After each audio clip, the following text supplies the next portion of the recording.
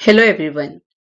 आज के इस वीडियो में हम बात करने वाले हैं यूवी विजिबल स्पेक्ट्रोफोटोमेट्री के बारे में, जो आपके फार्मास्यूटिकल एनालिसिस में एक बहुत इंपॉर्टेंट एनालिटिक टेक्निक है। स्पेशली कम्पिटिटिव एग्जाम जैसे GPAT, drug inspector, pharmacist exam, B pharma, M pharma, सबके लिए बहुत इंपॉर्टेंट टॉपिक है।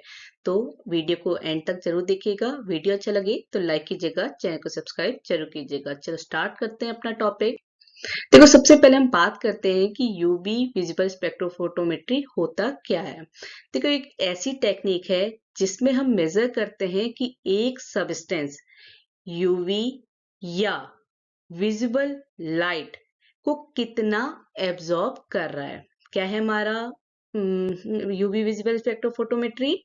कि जब हम किसी भी सब्सटेंस का यूवी या विजुअल लाइट में उसका एब्जॉर्वेशन चेक करते हैं। देखो, यूवी रीजन कितना होता है? 200 टू 400 नैनोमीटर। इन्हें ध्यान से सुनिएगा क्योंकि कॉम्पिटिटिव एग्जाम में इसी से रिलेटेड क्वेश्चन आते हैं। तो यूवी की रेंज क्या होती है? 200 टू 400 नैनोमीटर, और विजिबल की रेंज होती है 400 टू 800 नैनोमीटर। इस टेक्निक का मेन यूज होता है क्वांटिटेटिव एस्टिमेशन में या क्वांटिटेटिव एनालिसिस ऑफ ड्रग। किसी भी ड्रग की क्वांटिटेटिव एनालिसिस के लिए हम यूवी विजिबल स्पेक्ट्रोफोटोमेट्री को यूज करते हैं। मतलब कि ड्रग की कंसंट्रेशन को एक्यूरेटली मेजर करना। तो हम समझ गए कि यूवी विजिबल स्पेक्ट्रोफोटोमेट्री क्या होती है। अब समझते हैं इसके प्रिंसिपल में। तो इसका मेन प्रिंसिपल बेस्ड होता है बेयर लैम्बर्ट लॉ में। ठीक है। According to Beer Lambert law, observation is directly proportional to concentration and path length. तो हमने क्या समझा कि क्या है प्रिंसिपल यूवी विजिबल स्पेक्ट्रोफोटोमेट्री का? कि एब्जॉर्वेशन क्या होता है? कंसंट्रेशन और पाथ लेंथ के डायरेक्टली प्रोपोर्शनल होता है। मींस अगर हमारा एब्जॉर्वेशन बढ़ेगा तो कंसंट्रेशन बढ़ेगा। जितना ज्यादा कंसंट्रेट हमारी ड्रग होगी उतना ही ज्यादा उसका एब्जॉर्वेशन होगा। और किस पे डिपेंड है? पाथ लेंथ में। अगर कंसंट्रेशन ज्यादा है तो सॉल्यूशन ज्यादा लाइट एब्जॉर्ब करेगा। इक्वेशन होती है हमारी A equal to epsilon into C into L. जो एप्सिकॉन है ये यहाँ पे क्या होता है? कांस्टेंट है। तो हमारा इसीलिए जो एब्जॉर्वेशन है वो किससे के डायरेक्टली प्रोपोर्शनल है? हमारे कंसंट्रेशन और पाथ लेंथ के। जितना ज्यादा कंसंट्रेशन होगा उतना ज्यादा एब्जॉर्वेशन होगा। Highly concentration, highly absorption. बात करेंगे तो मैंने ए फॉर क्या है? ए फॉर एब्जॉर्वेशन है। हमारा एप्सिकॉन है कांस्टेंट, जिसे हम मोलर ऑब्जॉर्बिटी भी कहते हैं। C for concentration and L for path length. तो ये हमारा क्या है? लैम्बर्ट बेयर लॉ या यूवी स्पेक्ट्रोफोटोमेट्री का प्रिंसिपल। कि हमारा एब्जॉर्वेशन क्या होता है? कंसंट्रेशन और पाथ लेंथ के डायरेक्टली प्रोपोर्शनल होता है। डायरेक्टली प्रोपोर्शनल मतलब एक चीज बढ़ेगी तो दूसरी चीज भी बढ़ेगी। जितना ज्यादा कंसंट्रेशन होगा उतना ज्यादा एब्जॉर्वेशन होगा। अब समझते हैं कि हमारी इस टेक्निक में इलेक्ट्रॉनिक ट्रांजिशन क्या होता है। ठीक है। देखो, जब यूवी या विजुअल लाइट को किसी मॉलिक्यूल पर फॉल होती है तो उसका इलेक्ट्रॉन ग्राउंड स्टेट से एक्साइटेड स्टेट में जंप होता है। सपोज हमने अगर केमिस्ट्री अच्छे से पढ़ी है तो हमें पता है हमारा ये इलेक्ट्रॉन है, ये कौन सी स्टेट में? ग्राउंड स्टेट में। जब ये एक्साइट हो जाएगा तो इलेक्ट्रॉन क्या हो जाता है? जंप हो जाता है। ठीक है। मैंने इसे स्टार से डिनोट कर रही हूँ। ठीक है। तो क्या हुआ कि जब हमारे किसी भी मॉलिक्यूल पे यूवी या विजिबल लाइट फॉल होती है तो उसका इलेक्ट्रॉन ग्राउंड स्टेट से क्या हुआ? एक्साइटेड स्टेट में जंप करता है। इस प्रोसेस को बोलते हैं इलेक्ट्रॉनिक ट्रांजिशन। जो हमारे कॉमन ट्रांजिशन होते हैं वो क्या क्या होते हैं? सिग्मा टू, ये चीज क्या डिनोट कर रही है? जब हमारा एक्साइटेड स्टेट में इलेक्ट्रॉन चल जा रहा है। N to sigma, pi to pi, और एन टू सिग्मा। तो हमारे जो यूवी में मोस्ट इंपॉर्टेंट है या हमारे जितने भी फार्मास्यूटिकल कंपाउंड है उनमें मोस्टली कौन सा ट्रांजिशन होता है? Pi to pi means ground state से जब वो जंप करे वाली स्टेट या वो transition, and n to pi. ठीक है। ये इंपॉर्टेंट होते हैं हमारे जो भी फार्मास्यूटिकल कंपाउंड्स होते हैं। तो हमारे इलेक्ट्रॉनिक ट्रांजिशन में क्या होता है? जब मॉलिक्यूल में यूवी और विजिबल लाइट फॉल होती है तो हमारा इलेक्ट्रॉन ग्राउंड स्टेट से एक्साइटेड स्टेट में जंप करता है। अब बात करते हैं क्रोमोफोर्स और एक्सोक्रोम्स की। ठीक है, क्रोमोफोर्स क्या होते हैं? वो ग्रुप होते हैं जो लाइट एब्जॉर्ब करते हैं। ठीक है, अगर हम एग्जांपल की बात करें तो कौन कौन से? C double bond C double bond O, N double bond N और बेंजीन रिंग। इस तरीके के जो ग्रुप होते हैं उनमें क्या होता है? क्रोमोफोर्स होता है। तो ये ग्रुप जो है वो क्या करते हैं? एब्जॉर्बेशन के लिए रिस्पॉन्सिबल होते हैं, या ये ग्रुप क्या है? इन्हें हम क्या कहते हैं? क्रोमोफोर्स कहते हैं, जो क्या कर रहे हैं? लाइट को एब्जॉर्ब कर रहे हैं। अब बात करेंगे ऑक्सोक्रोम्स की। तो इसमें क्या होता है? वो ग्रुप होते हैं जो क्रोमोफोर्स की एब्जॉर्बेशन को मॉडिफाई करते हैं। देखो, काम क्या है? एब्जॉर्बेशन है, जितना ज्यादा कंसंट्रेशन उतना ज्यादा एब्जॉर्बेशन। पर क्रोमोफोर्स में क्या होता है कि सिर्फ वो ग्रुप की बात कर रहे हैं जो क्या है? एब्जॉर्बेशन, लाइट को एब्जॉर्ब कर रहे हैं। वो ग्रुप किसमें आते हैं? क्रोमोफोर्स में। पर एक्सोक्रोम्स में कौन से ग्रुप आते हैं? जो क्रोमोफोर की एब्जॉर्बेशन को मॉडिफाई करते हैं। ठीक है, वो क्या है हमारे? Single bond OH, single bond NH2, single bond Cl। तो इस तरीके में इन जो ग्रुप होते हैं इनमें क्या होता है? ऑक्सोक्रोम्स होता है। बाकी जो हमारे डबल बॉन्ड वाले अभी अपने पढ़े या बेंजीन रिंग, इनमें क्या होता है? क्रोमोफोर्स होता है। जो ऑक्सोक्रोम है वो क्या करते हैं? कैसा शिफ्ट करते हैं? अलग अलग तरीके का करते हैं। जैसे एक होता है हमारा पाथोक्रोमिक, जिसे हम रेड शिफ्ट भी कहते हैं और इसे ऑक्सोक्रोम भी कहते हैं। ठीक है, इसमें क्या होता है कि जो हमारा लैम्डा मैक्स होता है, लैम्डा मैक्स होता है, वो बढ़ जाता है। ठीक है, और हिप्सोक्रोमिक, जिसे हम ब्लू शिफ्ट कहते हैं, इसमें क्या होता है? हमारा ये हमारा क्या हुआ? बढ़ गया, लैम्डा मैक्स। और हिप्सोक्रोमिक शिफ्ट में क्या होता है, जिसे हम ब्लू शिफ्ट भी कह रहे हैं, इसमें हमारा लैम्डा मैक्स क्या हो जाता है? कम हो जाता है। ठीक है, सही से लिखा नहीं जा रहा है, पर ये लैम्डा मैक्स लिखा है। ठीक है, तो क्या कहा मैंने कि ऑक्सोक्रोम क्या करता है? जो हमारे क्रोमोफोर्स जो लाइट ऑब्जर्व करते हैं उसको मॉडिफाई करता है। बाथोक्रोमिक क्या है? जिसमें लैम्डा मैक्स बढ़ जाता है, और हिप्सोक्रोमिक में क्या होता है? लैम्डा मैक्स कम हो जाता है। अब क्या दो इफेक्ट और क्या है? हमने शिफ्ट की बात कर ली, ये तो हमारे शिफ्ट हो गया। ऑक्सोक्रोम में जब शिफ्ट होता है, लैम्डा मैक्स बढ़ेगा तो बाथोक्रोमिक शिफ्ट होगा, और अगर हम लैम्डा मैक्स घटेगा तो हिप्सोक्रोमिक शिफ्ट होगा, जिसे हम ब्लू शिफ्ट कह रहे हैं। अब क्या है इसमें इफेक्ट? क्या होता है? जो हाइपर क्रोमिक होता है, हाइपर मतलब क्या होता है? ज्यादा। याद रखिएगा, हाइपर मीन्स ज्यादा। तो हाइपर क्रोमिक है मीन्स एब्जॉर्बेशन क्या हो रहा है? बढ़ जाती है। हाइपो मीन्स कम होना। तो जब हाइपोक्रोमिक होता है तब एब्जॉर्बेशन क्या हो जाती है? घट हो जाती है। तो इस तरीके का इफेक्ट होता है हमारा यूवी विजिबल फोटोस्पेक्ट्रोफोटोमेट्री में। ठीक है, समझ गए होंगे क्रोमोफोर्स और एक्सोक्रोम्स के बारे में। अब अगर इसके इंस्ट्रूमेंटेशन की बात करें कि ये किस तरीके से, जो भी यूवी हमारी विजिबल स्पेक्ट्रोफोटोमेट्री है उसके इंस्ट्रूमेंट के क्या क्या पार्ट होते हैं उनको समझते हैं। ठीक है, इसके जो मेन कंपोनेंट्स है, पहला क्या होता है? Light source. ठीक है, तो हमारा जो यूवी है उसके लिए हम डिटोरियम लैंप यूज करते हैं, और विजिबल रीजन के लिए टंगस्टन लैंप यूज करते हैं। इनको देखिए ध्यान से सुनिएगा, यही कंफ्यूजन आपके जो कॉम्पिटेटिव एग्जाम है वहां पे आएंगे। तो ड्यूटेरियम कहाँ पे यूज हुआ? यूवी के लिए, और टंगस्टन लैंप विजिबल लाइट के लिए। पहला हमारा जो सोर्स है या हमारा इंस्ट्रूमेंट का पार्ट है वो क्या है? हमारा लाइट सोर्स। अगर हम यूवी यूज कर रहे हैं तो उसमें ड्यूटेरियम है, और विजिबल है तो टंगस्टन है। दूसरा जो पार्ट है वो क्या है? मोनोक्रोमोमीटर। ठीक है, ये क्या करता है? मिक्स लाइट को सेपरेट करके एक सिंगल वेवलेंथ बनाता है। देखो, हमने देखा है ना कि जब सनलाइट, जब बारिश होती है तो सन की लाइट पड़ती है तो वहां पे क्या होता है? आपका रेनबो बनता है। मतलब एक लाइट कितने 7 कलर में पार्ट्स में डिवाइड हो गई है। पर यहाँ पे क्या किया मोनोक्रोमोमीटर ने? मिक्स लाइट को सेपरेट करके एक सिंगल वेवलेंथ बना दी। और क्या होता है? हमारा प्रिज्म या ग्राफ डिफ्रैक्शन ग्रांटिंग हमारा यूज होता है मोनोक्रोमोमीटर में। ठीक है, तो यहाँ पे हमने क्या है? प्रिज्म यूज किया है अपने यूवी में। इसके बाद तीसरा है सैंपल होल्डर। जो सैंपल होल्डर होता है वो यूवी के लिए क्या होता है? क्वार्ट्ज होता है, उसे क्यूवेट कहते हैं, और विजिबल के लिए ग्लास क्यूवेट यूज होते हैं। जो हमारा सैंपल रखा है ना हमने, ये क्यूवेट, ये हमारी क्यूवेट है। इसमें हम क्या रखते हैं? अपना सैंपल रखते हैं। जिस भी ड्रग की एनालिसिस करनी है उसको इस क्यूवेट में फिल करते हैं। यूवी के लिए हम क्वार्ट्ज यूज करते हैं, क्वार्ट्ज क्यूवेट, और अपने विजिबल के लिए ग्लास क्यूवेट यूज करते हैं। इसके बाद जो पार्ट है वो है डिटेक्टर। डिटेक्टर क्या है? हम दोनों की बात कर रहे हैं, तो फोटो डायोड या फोटो मल्टीप्लायर ट्यूब, जिसे हम पीएमटी कहते हैं, ठीक है, ये डिटेक्टर यूज होते हैं हमारे स्पेक्ट्रोफोटोमीटर में। डिटेक्टर क्या करता है? लाइट को इलेक्ट्रिकल सिग्नल में कन्वर्ट करता है, क्योंकि लाइट को आप पता नहीं कर सकते कि क्या रिजल्ट आया।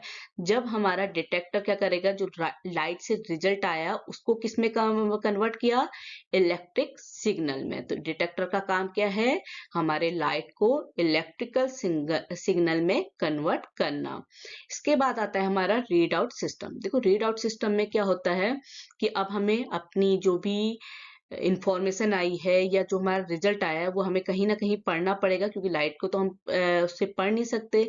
तो हमारे जो रीड आउट सिस्टम होता है वो डिजिटल डिस्प्ले होता है या कंप्यूटर अटैच होता है हमारे यूवी विजिबल स्पेक्ट्रोफोटोमीटर में, जहां पे क्या होता है? एब्जॉर्वेशन दिखाई देती है, क्योंकि किसमें कन्वर्ट हो गई? इलेक्ट्रिक सिग्नल में। वो सिग्नल से हमने अपना एब्जॉर्वेशन देख लिया। जितना ज्यादा कंसंट्रेशन होगा उतना ज्यादा एब्जॉर्वेशन होगा। इस तरीके से हम क्वांटिटेटिव एनालिसिस करते हैं किसी भी ड्रग की। इसके बाद टाइप्स की बात करें तो हमारे स्पेक्ट्रोफोटोमीटर में दो मेजर टाइप होते हैं। पहला होता है सिंगल बीम, ठीक है। जो सिंगल बीम स्पेक्ट्रोफोटोमीटर होता है, इसमें क्या होता है कि बीम सिर्फ एक बार सैंपल से पास होती है। सिंपल और लो कॉस्ट हमारी टेक्निक होती है, थोड़ा unstable compare to double beam, क्योंकि क्या है, हमारी जो लाइट है वो एक ही बार सैंपल से पास हो रही है। तो ये हमारा पहला हो गया। दूसरा टाइप है डबल बीम।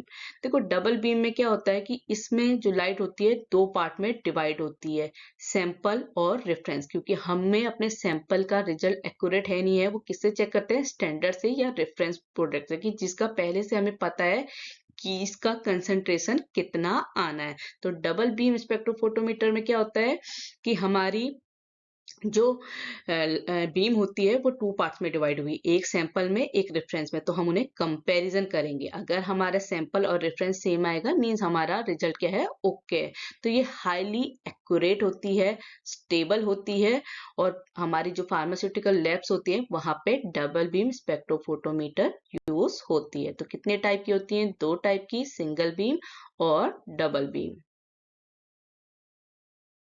अब समझते हैं, अब हमने अपने इंस्ट्रूमेंटेशन की बात कर ली कि किस तरीके के पार्ट होते हैं, कैसे हमारा यूवी काम करता है, किस प्रिंसिपल पे करता है। अब हम बात करते हैं जो हम अपना सैंपल प्रिपरेशन की, जब हम अपने जो सैंपल है उसी को तो हम टेस्टिंग कर रहे हैं, तो उसको कैसे प्रिपेयर करते हैं। तो इसमें क्या होता है, सैंपल को एक सुटेबल सॉल्वेंट में डिसॉल्व किया जाता है, ठीक है। अब ये क्या कॉमन सॉल्वेंट जो भी यूज होते हैं, कॉमन तो वाटर हो गया, मेथनॉल, इथेनॉल, क्लोरोफॉर्म, हेक्सेन, ये सारे क्या हैं? सॉल्वेंट। आपको पता है कि कोई भी सॉल्यूशन कैसे प्रिपेयर होता है? जब हम सॉल्यूट को सॉल्वेंट में मिक्स करते हैं, बेसिक केमिस्ट्री, ठीक है। तो हमने क्या पढ़े कि इसमें सैंपल जो प्रिपरेशन होता है, जब क्या करते हैं हम अपने सैंपल को सॉल्वेंट में मिक्स करते हैं। वो सॉल्वेंट क्या क्या हो सकते हैं? वाटर हो सकता है, मेथनॉल हो सकता है, इथेनॉल हो सकता है, क्लोरोफॉर्म हो सकता है, हेक्सेन हो सकता है, एक्सेट्रा, ठीक है। अब क्या है कि इंपॉर्टेंट कंडीशन क्या है कि सॉल्वेंट खुद लाइट अब्सॉर्ब नहीं करना चाहिए सिलेक्टेड वेवलेंथ में। क्यों? अगर सॉल्वेंट ने भी लाइट ऑब्जर्व कर दी तो हमारा रिजल्ट क्या होगा? गलत आएगा, क्योंकि हमें किसकी एब्जॉर्वेशन, किसका कंसंट्रेशन चेक करना है? सैंपल का। तो ये इंपॉर्टेंट कंडीशन है कि हमारा सॉल्वेंट ने लाइट को एब्जॉर्ब नहीं करना है। और इसमें हम जो क्यूवेट यूज करते हैं वो कितने सेंटीमीटर का होता है? 1 सेंटीमीटर का। तो इस तरीके से हम अपने 1 सेंटीमीटर क्यूवेट में, क्योंकि मैंने आपको इससे पहले बताया ना कि क्यूवेट में हम अपने सैंपल को फिल करते हैं क्यूवेट। और क्या बताया था मैंने कि यूवी में हमारा जो क्यूवेट होता है वो कौन सा होना चाहिए? क्वार्ट्ज क्यूवेट, और विजिबल के लिए ग्लास क्यूवेट होना चाहिए। ये कितने का होना चाहिए? 1 सेंटीमीटर का होना चाहिए, और इसमें ही हम अपना सैंपल फिल करते हैं।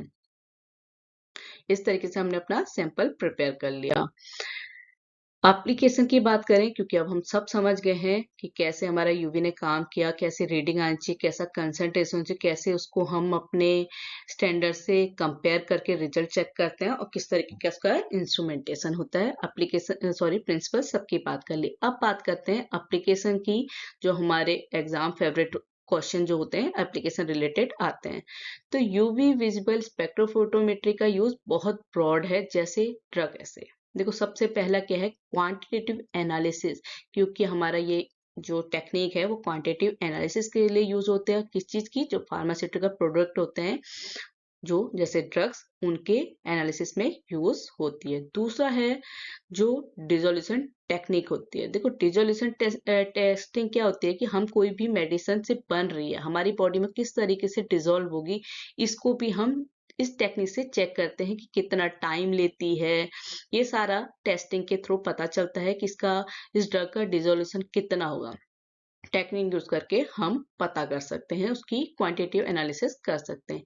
उसके बाद कंसंट्रेशन डिटर्मिनेशन की हमारी ड्रग का, क्योंकि यूवी का जो मेन प्रिंसिपल है वो यही है कि हमारी ड्रग का कंसंट्रेशन कितना है। किससे पता चलता है? एब्जर्वेशन से, क्योंकि ये दोनों एक दूसरे के डायरेक्टली प्रोपोर्शनल होते हैं। जितना ज्यादा एब्जर्वेशन होगा उतना ज्यादा कंसंट्रेशन होगा। उसके बाद कंटेंट यूनिफॉर्मिटी, जो यूनिफॉर्मिटी है उसके बारे में भी हमें यूवी से पता चलता है। इम्प्योरिटी डिटेक्शन, क्योंकि देखो, अगर अगर हमारे सैंपल में क्या है, इम्प्योरिटीज है, तो वो भी क्या होगी, उसकी भी रीडिंग आएगी जब हम डिस्प्ले में देखेंगे। तो अगर हमें क्या है कि जो रिजल्ट है वो एक्स्ट्रा हमें सिग्नल देगा, तो क्या होगा, हमें पता चलेगा कि हमारे सैंपल में कुछ इम्प्योरिटीज भी हैं। तो ये UV visible spectrophotometry impurity detection के लिए भी यूज होती है। उसके बाद फंक्शनल ग्रुप आइडेंटिफिकेशन, क्योंकि मैंने ऑक्सोक्रोम और बाथोक्रोम पढ़ाया, तो उसमें क्या है कि हम उसके थ्रू फंक्शनल ग्रुप आइडेंटिफिकेशन कर सकते हैं। उसके बाद मेटल आयन एनालिसिस, जो कलर कॉम्प्लेक्स बनाकर दिखता है, उससे क्या है, हम मेटल आयन एनालिसिस भी कर सकते हैं।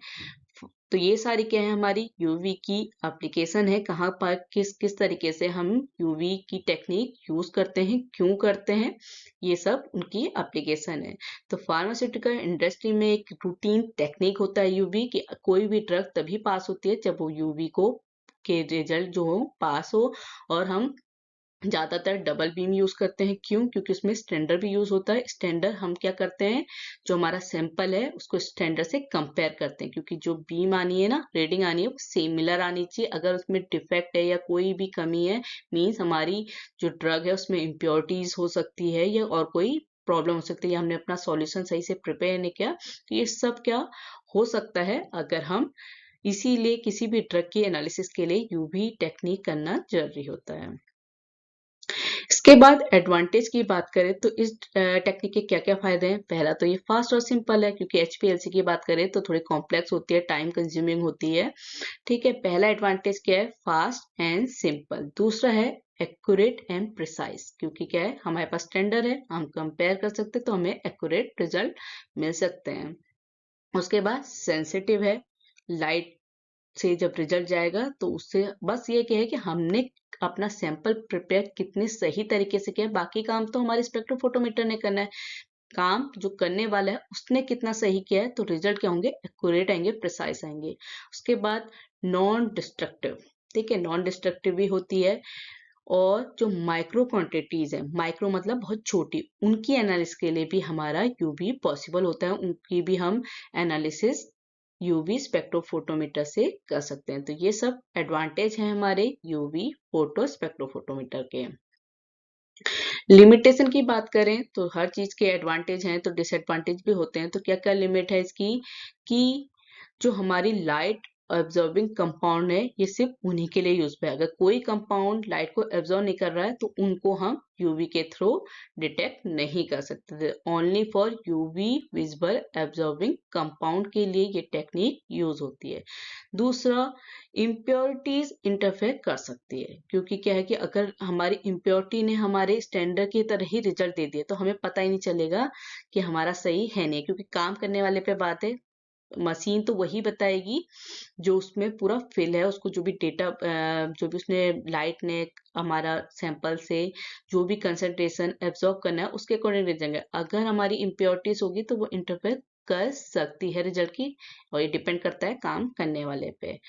टर्बिट या कलर सॉल्वेंट प्रॉब्लम क्रिएट सकता है, जिनमें अगर हमारे सैंपल में क्या होगी, टर्बिटी आ गई या कलर सॉल्वेंट है, तो उसमें क्या होता है, कभी कभी प्रॉब्लम हो सकती है। तो टर्बिटी अफेक्ट रिजल्ट, तो रिजल्ट गलत आ सकते हैं। ये हमारे लिमिटेशन है यूवी फोटो स्पेक्ट्रोफोटोमीटर के।